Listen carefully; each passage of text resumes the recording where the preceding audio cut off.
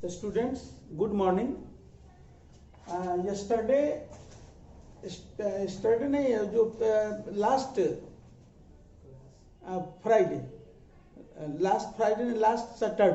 Saturday को हमने आपको हार्ट का स्ट्रक्चर और उसके जो है डिफरेंट जो चेम्बर्स हैं हार्ट के, उसका लोकेशन के बारे में बताया था। और तो आज मैं फिर उसको डिटेल मैं बताने जा रहा हूँ हार्ट में flow of blood through heart, flow of blood through heart. तो आज देख रहे हैं कि ये हार्ट का जो डायग्राम है या वेंट्रल व्यू है, और हार्ट की में आपने बताया गया था कि 4 चेम्बर्स होते हैं। ये 4 चेम्बर्स है, जो राइट एट्रिया है, ये लेफ्ट एट्रिया है, ये राइट वेंट्रिकल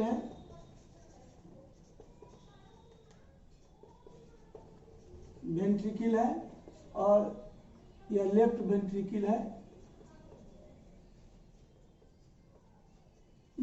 है, और all the 4 chambers of the heart are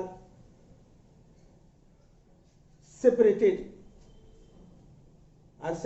completely। यानी सेपरेशन यहाँ पर देख रहे हैं कि ये 4 चेम्बर्स ऑफ हार्ट जो है बिल्कुल एक दूसरे से सेपरेटेड है। और आप देख रहे हैं कि हार्ट के राइट साइड में जो कलर आपको ब्लड का जो दिखाया गया, क्या है? ब्लू कलर में दिखाया गया है, क्योंकि हार्ट के राइट साइड में डीऑक्सीजनेटेड ब्लड होते हैं, और हार्ट के राइट साइड में जो डायग्राम दिखाया गया है वो रेड कलर में, यानी हार्ट के लेफ्ट साइड में ऑक्सीजनेटेड ब्लड होते हैं। तो हम कह सकते हैं कि ये 4 chambers of heart prevent oxygenated blood from deoxygenated blood, prevent oxygenated blood and deoxygenated blood from mixing। बात समझ है ना? ये कह रहे हैं कि 4 chambers and absolutely separated। The 4 chambers of heart does not, या कह सकते हैं कि prevents oxygenated blood from mixing with deoxygenated blood, यानी ऑक्सीजनेटेड ब्लड को डीऑक्सीजनेटेड ब्लड से मिक्स होने से रोकता है। This provide efficient supply of oxygen, यानी इफिशिएंट सप्लाई ऑफ ऑक्सीजन, क्योंकि ये जो है ऑक्सीजनेटेड ब्लड है और ये ऑक्सीजनेटेड ब्लड, इसमें ऑक्सीजन है। तो this allows efficient supply of oxygen and hence efficient supply of the energy, particularly those organisms which have higher needs of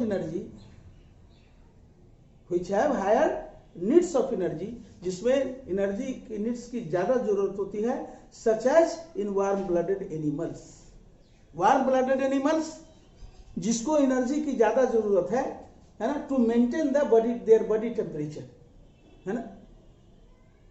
तो इस तरह से कह रहे हैं कि separation of the left and right part of the heart, या these 4 chambers of the separated 4 chambers of the heart prevent oxygenated blood from mixing deoxygenated blood. This supplies, this provide efficient supply of energy for the animals which have higher energy needs, such as warm blooded animals को अपने body के temperature को हमेशा maintain करना पड़ता है और उनको एनर्जी की जरूरत ज्यादा होती है। तो यह जो बिल्कुल देख रहे हैं कि सेपरेटेड जो चेम्बर्स है हार्ट का, वह हेल्प करता है एनर्जी, कंटिन्यूअस एनर्जी सप्लाई करने में, है ना। क्या समझ में आया कि नहीं? अब हम बताएंगे, एक चीज हमने यहां बता भी दिया कि यहां पर जो है भाल्व है, आज थोड़ा रफ डायग्राम है, पिछले वाला का जो है थोड़ा ज्यादा समय दिया गया था। रफ डायग्राम यहाँ पर देख रहे हैं, ये भाल्व है, राइट साइड में ट्राइकस्पिड भाल्व होते हैं, है ना। इसको एट्रियो वेंट्रिकुलर भाल्व कहते हैं, क्योंकि यहाँ पर जो ओपनिंग है, एपर्चर है, यानी ब्लड आने का जो रास्ता है, जो एपर्चर है, this aperture is guarded by valves. यहाँ भी भाल्व्स देख रहे हैं, ये ट्राइकस्पिड भाल्व है, यहाँ बाई कस्पिड भाल्व है। these valves prevent the backflow of the blood. These valves prevent the backflow of blood, यानी ब्लड के बैकफ्लो को वह रोकता है। यानी कि अगर इस एट्रिया से ब्लड अगर इस वेंट्रिकल में आता है ना, तो फिर जो है यह क्या होगा, वापस इसमें नहीं जाएगा, इसलिए भाल्व होता है। भाल्व आप यहाँ पर देख रहे हैं कि सेमी लूनर भाल्व है, सेमी एट्रियल भाल्व है, यहाँ भी भाल्व है, आर्टरी और वेन में भी है। ये भाल्व का भी वही काम है कि अब भाल्व जो है ब्लड के फ्लो को रोकता है। भाल्व दोनों में देख रहे हैं क्या, जो है पल्मोनरी आर्टरी में है और आप एओर्टा में भी देख रहे हैं, है ना। अब जो है यहां पर हम देख रहे हैं कि अब हम देखेंगे flow of blood, flow of blood through heart.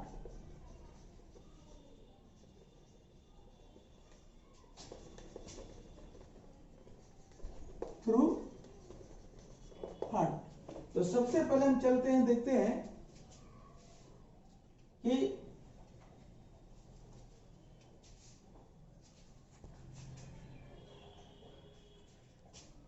नहीं आ रहा फोटो है ना, यहाँ पर पहला कि हार्ट है ना, deoxygenated blood, deoxygenated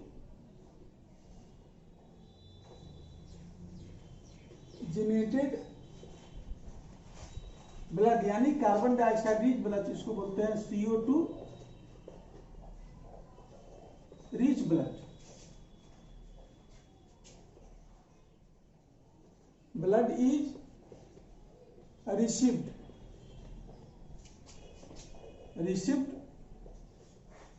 by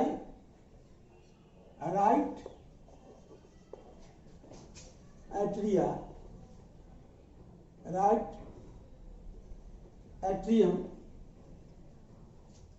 atrium through vena cava from all parts of body,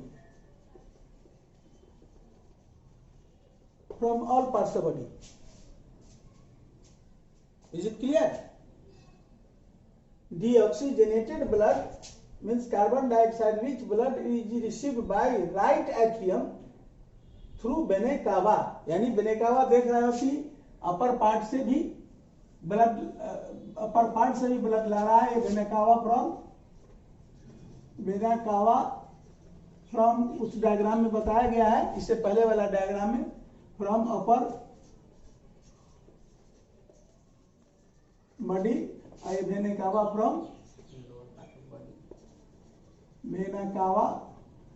from lower body, है ना। अब जब यानी कि डीऑक्सीजनेटेड ब्लड जो है बॉडी के, यानी याद रखो कि ये हार्ट के राइट साइड में ही होता है ना, वह राइट साइड में ही होता है। और यह वेना कावा, यानी वेना कावा क्या है कि बहुत सारे वेन का एक कॉम्बिनेशन है। मेन वेन को वेना कावा कहा जाता है, तो बहुत सारे वेन्स आकर के मिल जाते हैं मेन वेन में, जिसको हम वेना कावा कहते हैं। तो डीऑक्सीजनेटेड ब्लड बॉडी के डिफरेंट पार्ट से, यह जो है हार्ट के राइट साइड में यानी राइट एट्रियम में वेना कावा के द्वारा लाया जाता है। अब अगला हम देखेंगे when right atrium atrium is full of blood, full of blood। जब राइट एट्रियम में ब्लड भर जाता है, जब राइट एट्रियम में यहाँ राइट एट्रियम में जब ब्लड भर जाता है तो क्या होता है, इसका वाल कॉन्ट्रैक्ट करता है, इट्स वाल undergoes contraction,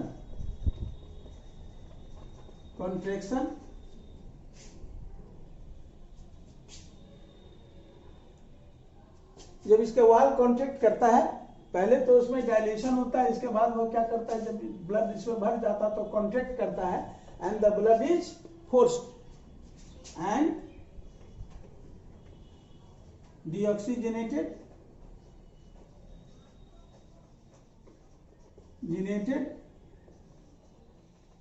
blood is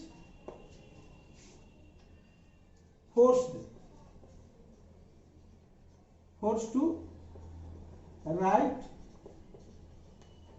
ventricle by opening of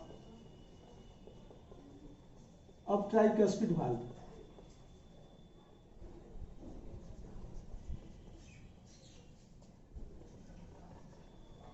valve यानी ट्राइकस्पिड, जब इसमें कॉन्ट्रैक्शन होता है तो प्रेशर बढ़ता है, जिसके कारण ये ट्राइकस्पिड भाल्व खुल जाता है, ब्लड जो है राइट एट्रियम से वह राइट वेंट्रिकल में जो है ब्लड आ जाता है। अब यहां पर देख रहे हैं कि भाल्व जो है ब्लड को आने देता है ना। तीसरा पॉइंट हम देखेंगे कि व्हेन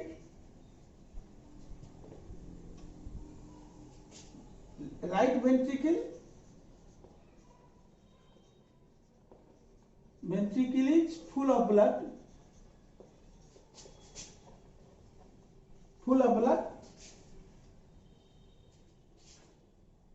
it undergoes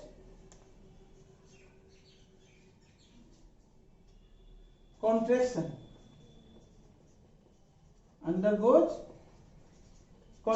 जब यह सॉरी क्या हुआ, right ventricle undergoes contraction and blood is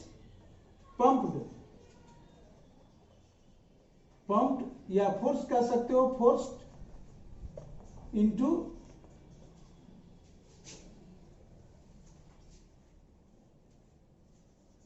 into pulmonary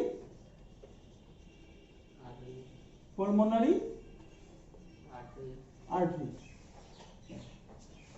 और यह भाल्व बंद हो जाता है।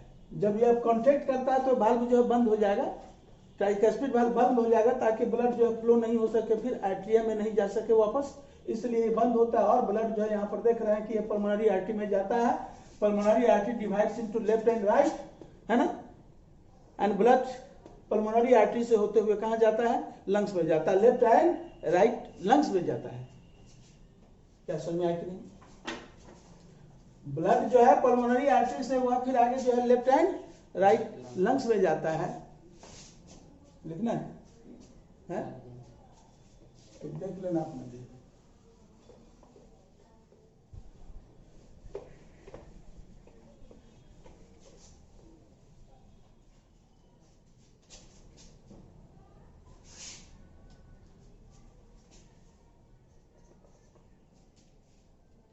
ब्लड जो है आर्टरिया के पल्मोनरी आर्टरी के द्वारा लंग्स में जाता है। Blood reaches to lungs through pulmonary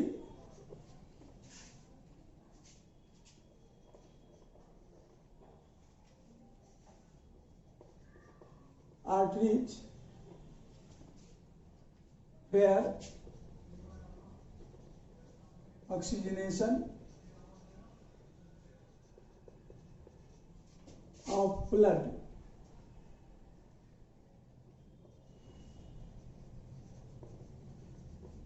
takes place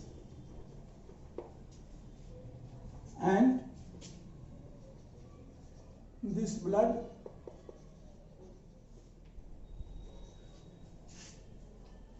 returns to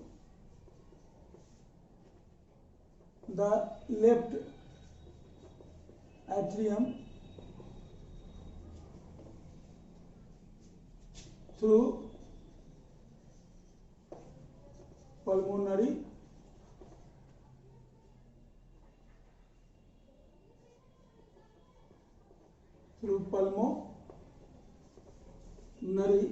ठीक है, दिख रहा है ये क्लियर, पल्मोनरी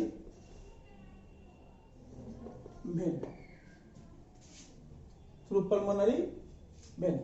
ब्लड जो है लंग्स में ऑक्सीजनेशन होता है और कार्बन डाइऑक्साइड वहां पर रिलीज कर देता है ना, और जो ऑक्सीजनेटेड ब्लड है उसको लेकर के जो है पल्मोनरी वेन जो है पल्मोनरी वेन यहाँ देख रहे हैं, वो पिछले वाला डायग्राम में है बना हुआ, पल्मोनरी वेन में लौटता है।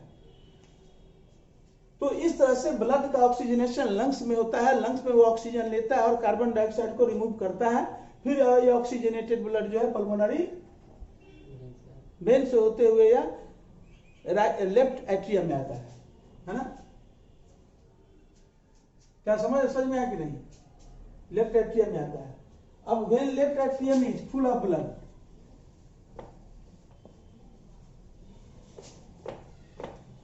डायग्राम सही से ठीक है, ये नहीं है, दिख रहा है लिखे हैं सो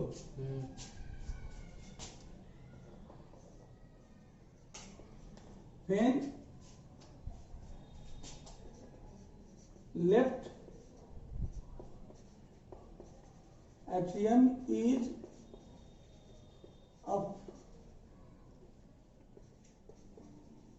full of blood, it contracts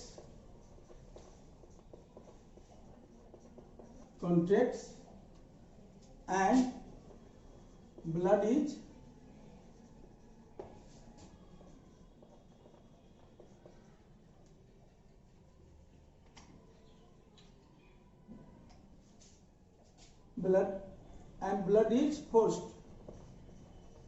forced into, किसमें आएगा? Left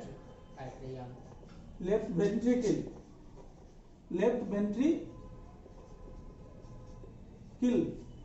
by opening of bicuspid valve, bicuspid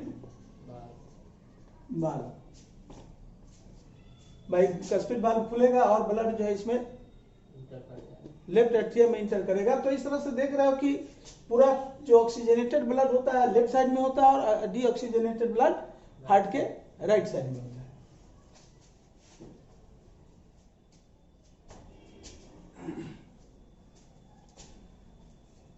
अब देखें next point,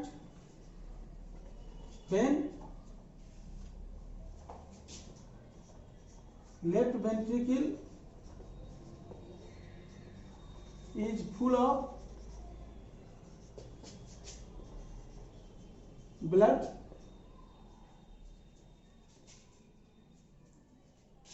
it contracts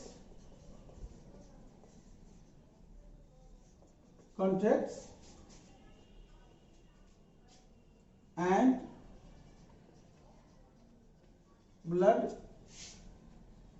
is pumped to the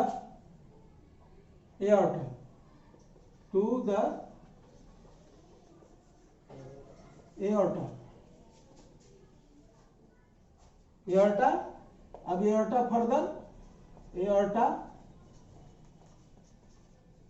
further divides into arteries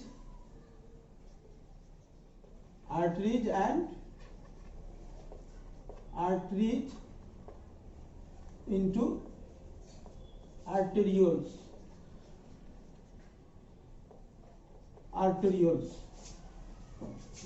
और फाइनली ब्लड कहां पहुंच जाता है? Finally oxygenated blood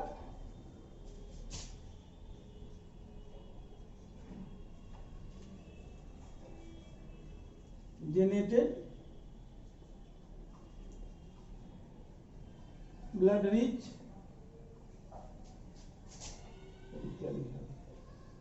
reaches to different parts of body,